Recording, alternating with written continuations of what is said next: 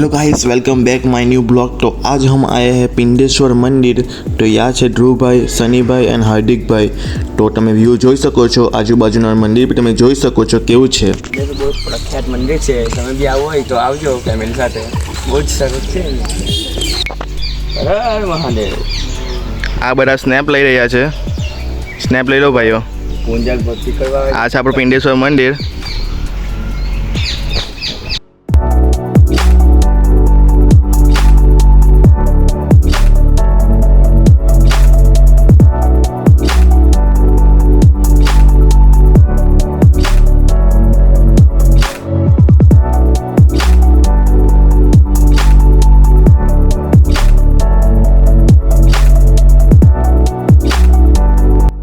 તો ગાઈસ, પિંડેશ્વર મંદિર પછી આપણે આવી ગયા હતા તેનેશ્વર મંદિર। તો તમે તેનેશ્વર મંદિર જોઈ શકો છો કેવું છે, અને આટલે પબ્લિક પર પહોંચ હતું।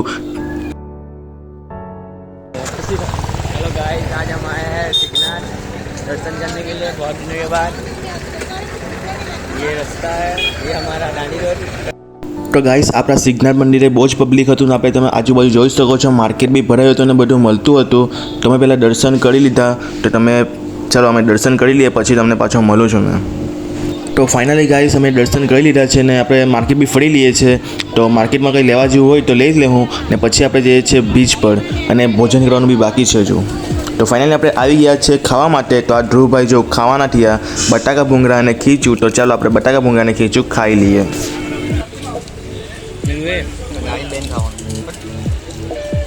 તો આપણે એક ચંપલ લીધી છે, આ હાર્દિકભાઈ પકડેલી છે, અને આપણે આ લાડુ પણ લીધા છે। આ લાડુ પણ લીધા છે આપણે। તો અત્યારે આપણે ચાલ્યા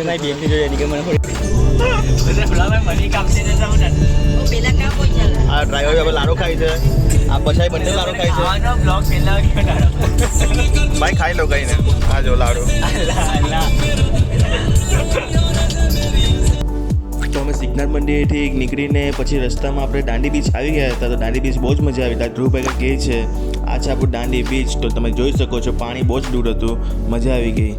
તો ચાલો આપણે જઈએ છીએ ઘરે। તો તમને રસ્તાનો વ્યૂ બતાવવા, અને આપણે હવે જઈએ છીએ ઘરે। તો આપણે મળીએ છીએ નેક્સ્ટ વિડીયોમાં અને નવા બ્લોગમાં। તબ તક કે લીએ જય હિન્દ, જય ભારત, અને તમે લાઈક સબસ્ક્રાઈબ જરૂરથી કરજો।